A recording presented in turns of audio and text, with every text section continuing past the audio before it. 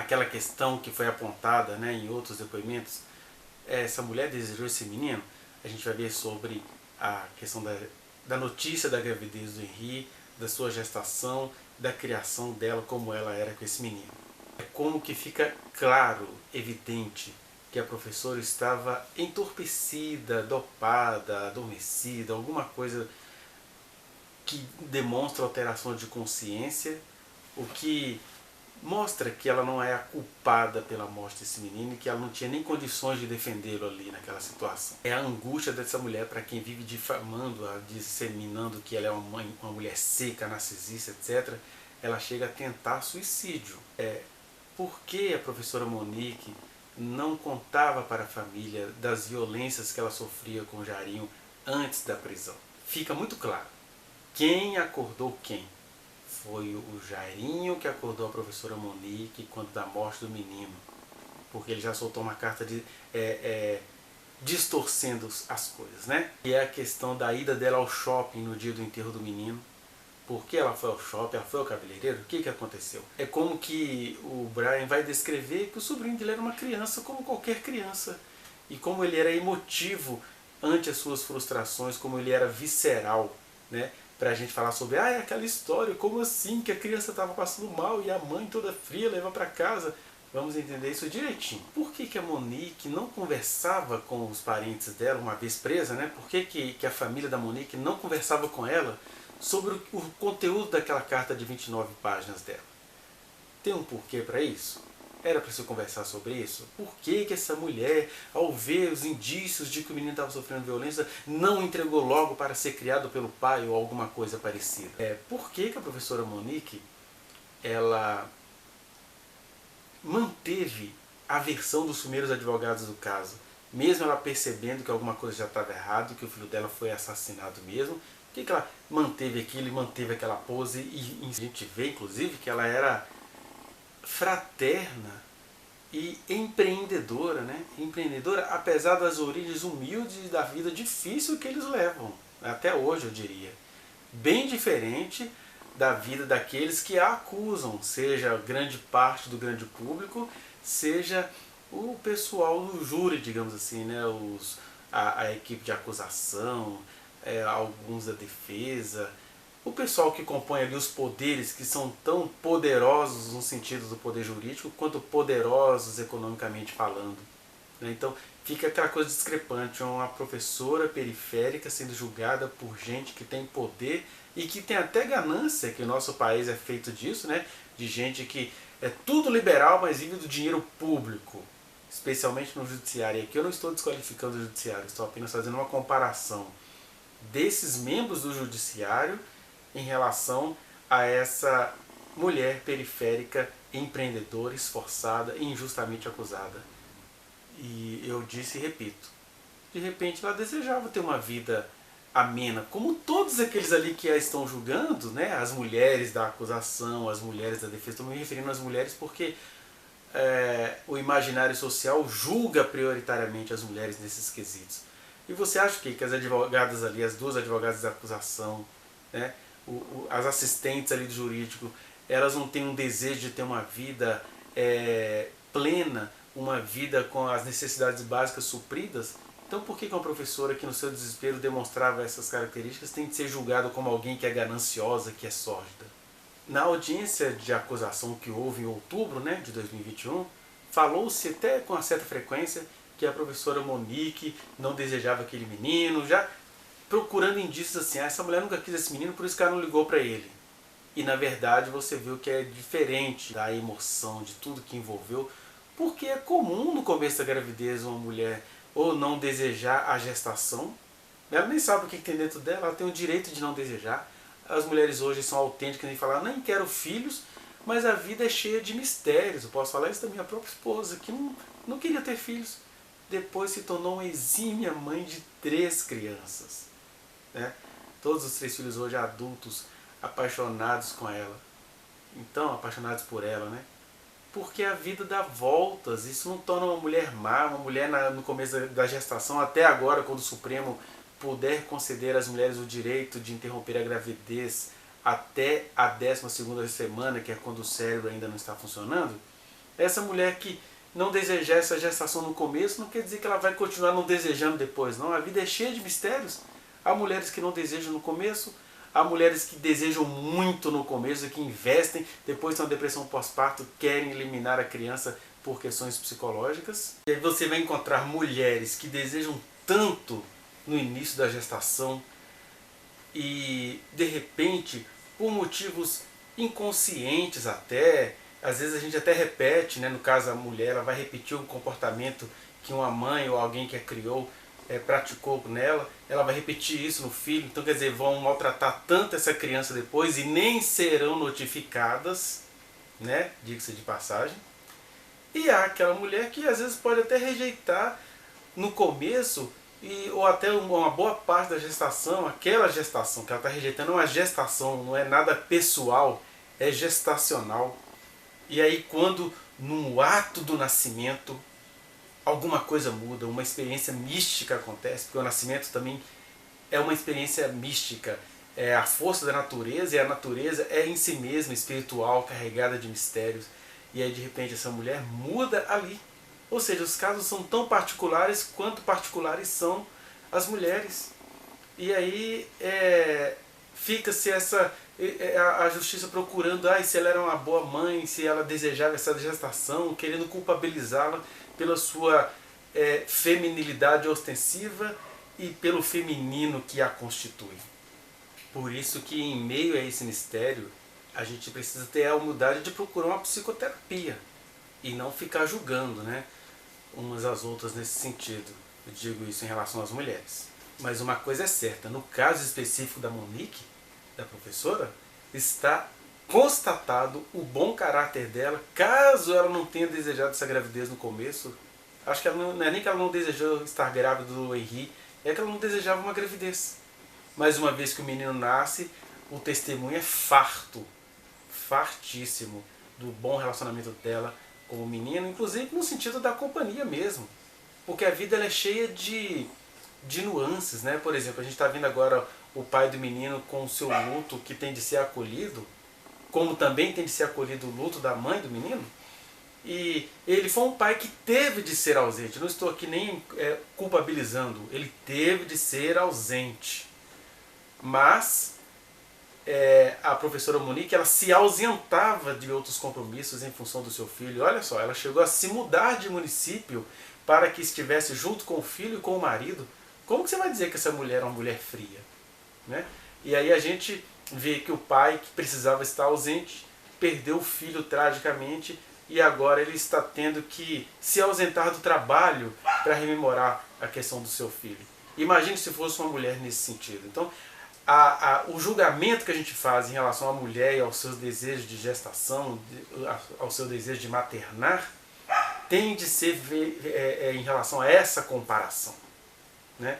Não estou aqui debochando do Leniel, estou comparando como que a sociedade compreende um pai que era ausente enquanto o filho vivia e que teve de se tornar ausente do trabalho depois que o filho se foi, e não compreende uma mãe que sempre esteve presente, deixando coisas para fazer, priorizando o filho, e que por alguma suposta ausência o menino acabou se indo na mão de algum perverso.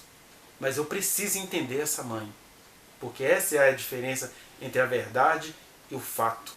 Porque se o fato é esse, que a advogada de acusação, né, a Sâmia, gosta de apontar, o fato é que a mensagem mostra que a babá comunicou à mãe, e ela não mostra o outro lado, que a mãe tomou as providências que ela entendia cabíveis naquela hora. Mas vamos chamar essa providência dela, então, do fato omissivo. E não foi, né? Ela confiou na babá a quem ela pagava salário. Mas se o fato é esse, que a mãe, por desatenção, sendo a responsável legal, abandonou o filho, que nem foi isso que aconteceu, mas esse é o fato que eles apresentam, se esse é o fato, a verdade é esse amor dedicado, testemunhado por essa boa pessoa que você vê. Você vê no testemunho do menino, do Brian, que ele não está ali para acobertar a irmã. Né? Então, se a verdade é isso que a doutora Sâmia gosta de apontar, ou a acusação como um todo, a verdade é que A professora Monique era uma profunda e carinhosa e presente mãe. Ela estava confusa, né, tentando se reanimar. Alguém fala assim, ela estava entorpecida, mas levantou para levar o menino no médico. Vocês não sabem o que é uma mãe que ama um filho que vocês estão dizendo que não ama. Mesmo entorpecida, ela fica sabendo que o filho dela está desacordado. O entorpecimento ele vai parar por um pouco, mas por mais que ela tente, ela ainda está meio abobada, tentando ver o que faz, olhando longe. Aí aquela mistura de aflição por ter perdido o filho com uma, digamos assim, uma lerdeza fisionômica e fisiológica de não saber bem o que está dizendo. O irmão observou isso nela. Isso é uma das provas de que ela estava em estado de sedação, entorpecimento ou de sonambulismo, digamos assim. Só quem está de fora que fala, se eu tivesse o mínimo de indícios eu tiraria de lá. Tiraria de lá para onde? Sendo que ela estava vivendo um relacionamento tão tumultuado e tudo tão intenso. O amor era intenso, o ódio era intenso, o castigo era rápido, mas a reconciliação era rápida, era tudo rápido para essa mulher perceber. Só quem está de fora é que não consegue ter as ferramentas da piedade. Incluindo as pessoas que têm o poder da canetada nesse processo. É verdade, se Monique tivesse sofrendo esses abusos, ainda assim ela não falaria disso. O irmão e a cunhada dela, né? O irmão e a namorada, que dizem para ela, não vai ver o corpo do seu filho, não é bom.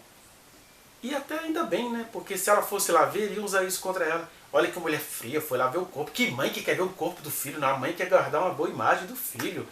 Aí ela seguiu o conselho do irmão e não foi. Por outro lado, no sentido processual, ela ficou com a desvantagem de não ter certeza das coisas que eles estão falando lá, que ela poderia aproveitar para examinar e tudo. Mas eu concordo que ela já está pré-julgada. E o que ela fizesse ou deixasse de fazer, tudo pesa contra ela. Agora pensemos um pouco na questão, uma das acusações que rodou a mídia aí, que no dia do enterro ela foi ao shopping, ou ela foi ao salão, ou seja, ela não estava nem aí para nada. Como é mulher que vai ao shopping no dia do enterro do filho?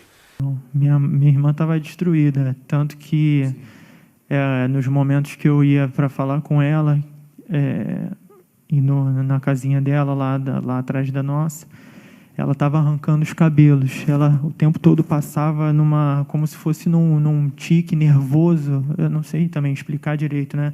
Mas ela ficava arrancando os cabelos o tempo todo. Vi, com certeza. Você pode corroborar, confirmar categoricamente que com certeza você viu. Então diz novamente o que você viu. Que ela estava arrancando os cabelos, desnorteada. Em virtude do sofrimento. Sim, do sofrimento, pelo luto. E ela acreditava que havia sofrido um acidente. Vamos começar sobre a hipótese de que ela tenha ido ao salão. A doutora Elisa Krieger já trabalhou sobre isso nos excelentes vídeos dela. Mas eu venho aqui reforçar. A gente não faz ideia de como as pessoas elaboram o luto. Seu filho morreu, você não sabe do que foi. Foi uma tragédia. Aí uns desmaiam, outros morrem após. Os que ficam vivos recorrem a cada meio, inclusive meios absurdos para quem está de fora, é o que a pessoa dá conta. Às vezes a pessoa vai no shopping e fala, deixa eu ver movimento para ver se o dia passa. Né? Deixa eu ver coisas que não vão me dar alegria, mas vão me dar alguma gratificação. Que é o mesmo princípio, a pessoa está nervosa, ela começa a roer unha, começa a comer chocolate. E tem pessoas que fazem isso não pelas vias orais, fazem isso pelas vias físicas. Vou ao shopping, vou andar sozinha até cansar em volta de uma lagoa, né? Vou viajar, tem gente que viaja e só volta na hora de enterrar a pessoa.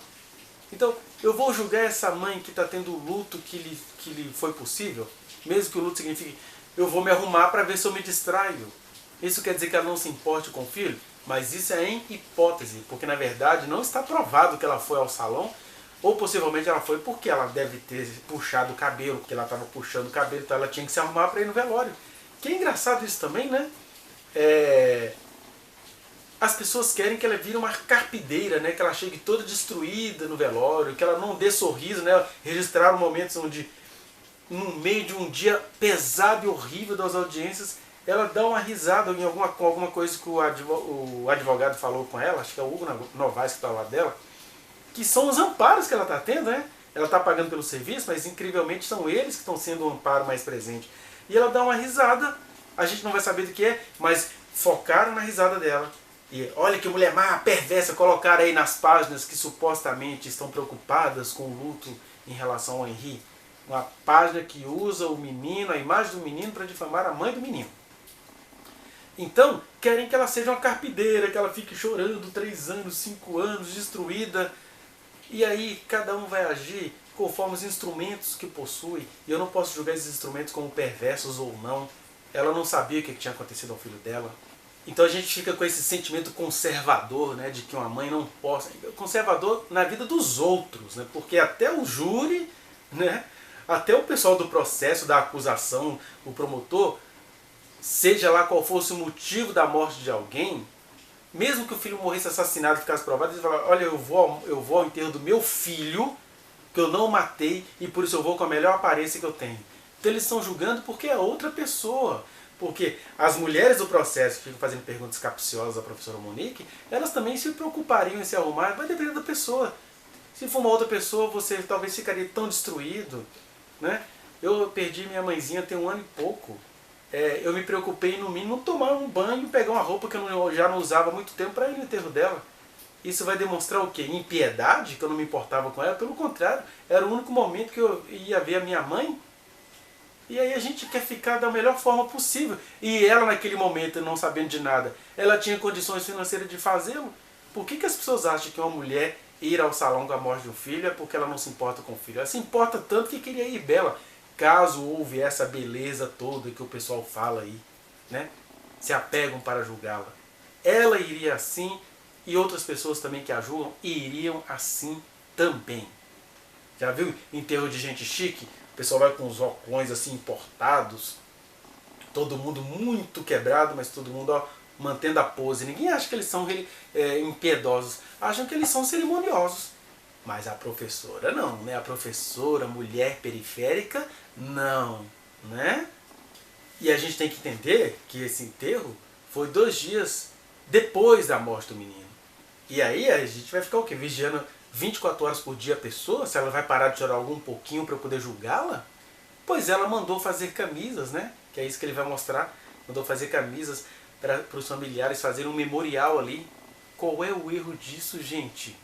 Agora, independentemente dela ter ido ao shopping ou da questão de como ela chegou no enterro, fica claro ali que ela não estava bem. Ela tentou se matar, ela estava a arrancar os cabelos, ela estava... Uma das pessoas até lembra que era bom ela tomar um chá, alguma coisa assim, porque ela não estava bem. E não podemos esquecer que o Jairinho, ela relata isso na carta também, a havia obrigado a se arrumar. Ela vai se arrumar, né? Vai com algum critério, tanto para o enterro quanto para a questão da delegacia, que tinha uma roupa padrão, instrução dos advogados. Né? O Henri era uma criança. Ele era reativo quando suas vontades não eram satisfeitas. Ele chorava com todas as vísceras, né? Ele pirraçava, ficava frustrado, era dramático, como as crianças são. Aqui não se está falando mal do menino, só se está dizendo que ele era um menino perfeito, tão perfeito que era uma criança perfeita. Criança que não faz o que o Henri fazia não é criança, está com algum problema, mas eles golfam, eles fazem vômitos. Eu tive 3 crianças, já disse e vou repetir, minhas 3 crianças, hoje uma com 24, um com 21 e a outra com 20. Todas as 3 fizeram as suas reações de criança, incluindo vômitos, e a determinação então que o Henri tinha, muito parecido inclusive com a da minha filha caçula, uma menina que ela tinha uma vontade ferrenha, e aí se você atirasse a brincadeira que ela queria tanto, ela fazia exatamente como o Brian descreveu que o Henri fazia. Então, e quer dizer, isso não foi no dia da morte dele, não foi apenas em relação a ir para casa da sua mãe, era em relação a sair de uma brincadeira. Né? Não podia nem... Se ele queria voltar para casa para jogar um joguinho, o campo poderia ser agradável, que ele iria chorar, tossir, vomitar, como as crianças fazem. Ainda mais as crianças atualmente, que elas têm uma sabedoria, uma estratégia para conseguirem as coisas. Né? E aqui eu não estou sendo contra isso. Eu estou sendo contra usar isso, particularizar isso para o dia da morte do menino e jogar isso tudo contra a mãe. Essa é a covardia perversa da qual a gente tem de se livrar. E só para enfatizar, isso acontecia durante os 4 aninhos que o menino viveu. né, desde que ele foi se conhecendo, sabendo reagir ali, né, na fase do fim da amamentação, do controle dos esfínteres. Isso tudo foi entrando, como acontece com todas as crianças. O promotor quer porque quer que as visitas sejam visitas de fiscais. Você está lá, você tem uma irmã presa, você tem uma ente presa, você tem um filho preso. Pensa em várias situações de pessoas que você conhece se essas pessoas estivessem presas. E aí você é impedido de ver essa pessoa, e você consegue visitá-la de maneira precária. Aí você vai usar, sei lá, os 30 minutos que você tem para ficar lá, para ficar fiscalizando, porque falaram isso e aquilo, etc. Só se for numa 15ª visita, né? Porque nas primeiras visitas, meu Deus, eu nem sei quanto que eu vou te ver de novo, a gente vai falar do que é rápido. É isso que o promotor não consegue entender. A justiça, ela tem que ser ostensiva e ela tem que ser profunda. O promotor tem uma justiça ostensiva. Tá faltando a profundidade aí. Mas olha só, o Brian, ele vai comprovar várias coisas que a professora escreveu na sua carta de 29 páginas. Primeiramente, o crime abusivo do Jarinho, né, por suspeitar, porque o que ela vai relatar na carta é que um dia ela chegou cedo em casa, por algum motivo que aconteceu no trabalho, ela foi dormir. E o Jário dando a ligar para ela, e ela não atende, ele ficou enlouquecido, tá com quem? Já estava vigiando ela pelas câmeras, etc, né? E aí ele pula o muro da casa dela, entra onde eles moravam e a enforca. E ela disse isso na carta e ela atestou isso para ele. Relata para ele a questão da necessidade que ela tinha, né, de fazer academia, seus exercícios de mulheres. E aí o cara fala para ela assim: você tá de short? Ela fala: não, eu tô de calça, tal. Aí ele manda um print para ela, uma foto, uma coisa assim, mostrando que ela era de short. Ele estava vigiando ela. Isso é violência. Isso é violência. Ninguém precisa passar por isso, não. A discussão, né, que eles têm, e que o Jarinho chuta as malas porque ela estava para ir embora de casa, ele chuta as malas, depois ela se fecha no quarto e aí ele vai, força tanto a porta que ele arrebenta. Ele fala que eles inclusive têm essa fechadura arrebentada, ou fotos, não sei. Eu acho engraçado que fala que ele arrebenta a fechadura tentando se reconciliar.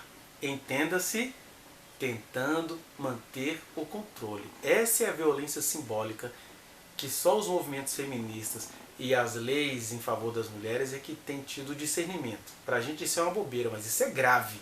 Um cara que para se reconciliar com você arrebenta a porta, esse cara não quer reconciliar não. Mas olha só, isso aqui sou eu analisando de fora. A professora naquela situação, até a questão do ciúme, uma mulher não gosta de se sentir vigiada, mas ao mesmo tempo, puxa, ele gosta tanto de mim que, gente, esse cara gosta demais de mim, o cara é doido. Ele comprou uma máquina, comprou alguém para me fotografar, então é uma mistura assim de eu estou sofrendo violência, mas eu também sou carente. É um jogo, sabe? Por isso que o professor, quando no seu deboche vai dizer assim: tá, ela não falava isso antes de estar presa, querendo dizer o seguinte, tá falando porque tá presa. Então, e agora, uma vez presa, você não perguntou isso para ela? Meu Deus, ninguém tá afim de perguntar isso para uma ente que tá presa, não.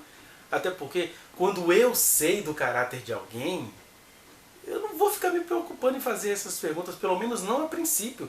Só muito depois, quando o tempo vai nos dando tempo de conversar de forma mais fria. Por enquanto, as conversas ali, visitando aquela mulher na cadeia, a gente está mais preocupado em saber se ela não está sendo ameaçada de morte, se não tem uma amiga na prisão que se tornou inimiga, essa prisão é na região de quem é que está controlando essa prisão, porque ela pode ser morta lá. As preocupações são essas, é de saudade e de preservação da vida dela. Né? Não vai trazer de volta a vida do menino, mas tem a vida da irmã também que não pode ser perdida. São as nossas análises de fora que são cruéis, né? E essa crueldade, até mesmo do promotor, em exigir que as coisas sejam assim, tão encaixadas uma na outra, isso está dizendo muito dele, e esse julgamento dos de fora está dizendo muito dos de fora. Porque Brian e Monique, na qualidade de irmãos, só se amam mesmo.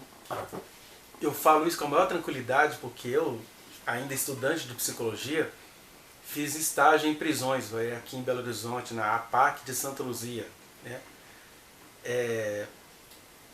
Aí, era interessante que um dos primeiros treinamentos que a gente tinha era: você vai ouvir histórias de vida, você não vai chegar lá contando isso, aquilo. Tá preso por qual código? Mas o que significa isso? A gente não é delegado. Não é? Aí a gente chegava lá e tinha que entender o seguinte, é muito sem jeito você chegar e ficar tratando a pessoa com as coisas em relação às quais ela já se culpa. No caso da Monique, ela não matou o filho, mas ela se culpa por não ter conseguido preservar a vida desse menino. Ou vocês acham que não? Por isso a ideia é a gente não ser invasivo, porque ser invasivo até atrapalha a realidade. Eu sei que o pessoal da delegacia, da promotoria, etc., que tem esse, por ofício arrancar informações, inclusive eles acreditam muito na tortura, mas a verdade é que toda invasividade ela perverte a informação que se quer, né? Então, imagina eu, parente, irmão da minha irmã amada, que eu sei que não fez isso, vou perguntar para ela, mas você fez isso? Mas e por que você fez isso naquele dia? Isso fere, nem ela gostaria de ouvir isso do irmão, e nem o irmão gostaria de ser invasivo assim com a própria irmã, não? Não, pelo menos no começo. A verdade, para ser arrancada, ela precisa ser trabalhada. É trabalho de especialista. Não é trabalho de sacana, não. É de especialista. É de entender o seguinte, olha, eu entendo a sua situação nessa situação. Nesse contexto. Tem que ter tato. E aí, a mulher está presa há 9 meses, a gente não sabe quantas vezes o irmão dela foi visitar lá, e sua família falou sobre isso com ela. Oh, eles não são delegados, eles são família dela. Se a mãe via indícios de violência no Jairo, de ser um homem violento, por que ela não arrancou a criança do convívio do Jairo? Então ele está se fixando nessa percepção. E o Brian tem uma outra percepção.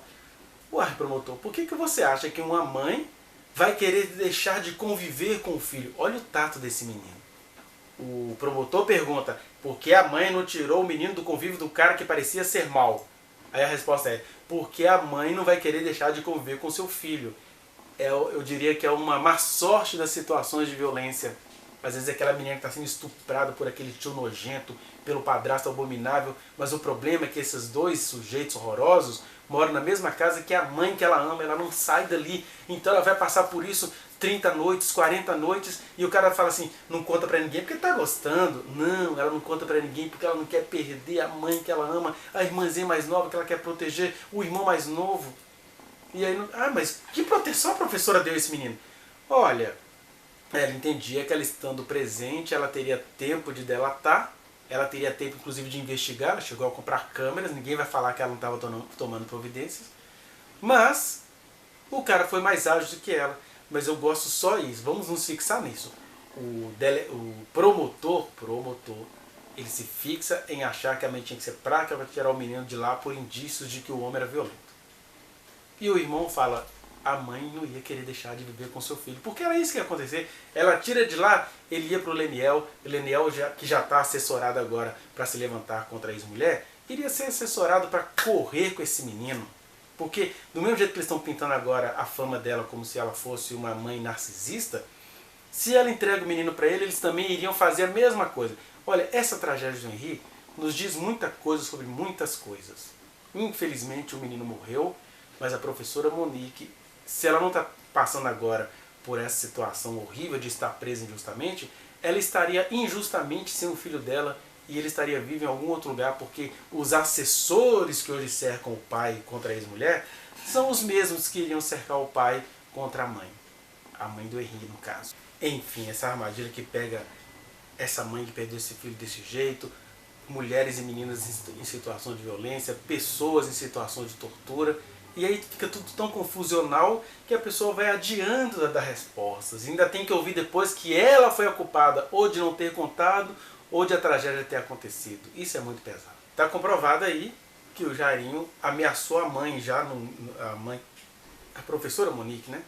Já no meio da construção da narrativa dos primeiros advogados, quando a Monique começa a perceber que tem alguma coisa errada, deve ter lembrado, ó, você estava batendo nesse menino. Não é, agora está começando a aparecer essas coisas, tá ficando claro para mim. Ele ameaça. Ela diz isso na carta e o Brian. Eu vejo com bastante espanto a quantidade de mulheres. Algumas até vão falar, quem é você para falar das mulheres? Eu estou falando de um fenômeno social. E aí eu sou um psicólogo e atendo mulheres e sei o que está acontecendo. Então, a quantidade de mulheres que vão às redes, que estão lá na página, lá, né, Henri Borel Oficial, tem o Henri Borel Vidas Perdidas, que falam mal dessa mãe o dia inteiro. Aí a quantidade de comentários das mulheres.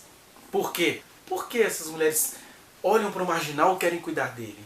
Olham para o filho drogado e querem... né? O cara está preso por estupro, por psicopatias mil, etc. As mães, eu já atendi mães assim, elas atravessam a cidade, o estado, passam fome, passam pela revista vexatória, que é aquela que a pessoa tem que ficar nua na frente de seguranças, agachar 3 vezes para ver se não está levando faquinha para o filho, alguma coisa assim, né? Nas suas partes íntimas. Elas enfrentam isso tudo em nome dessa cruz que as mulheres têm que carregar e dessa maternagem universal que transforma. Mas engraçado que essa maternagem universal só transforma os homens. Porque essas mulheres não conseguem pensar o seguinte: e essa mãe aí? Eu estou dizendo isso porque eu estou para te dizer que eu vejo até por parte de pessoas que conhecem a professora Monique de perto. Ela deve estar lá na prisão esperando receber cartas de alguém, de algumas pessoas que ela conhece de perto e que se afastaram. Por quê? Porque essas pessoas pensam assim: ah, deve ter tido motivo financeiro sim. Ah, ela já falou comigo que queria ter uma vida boa.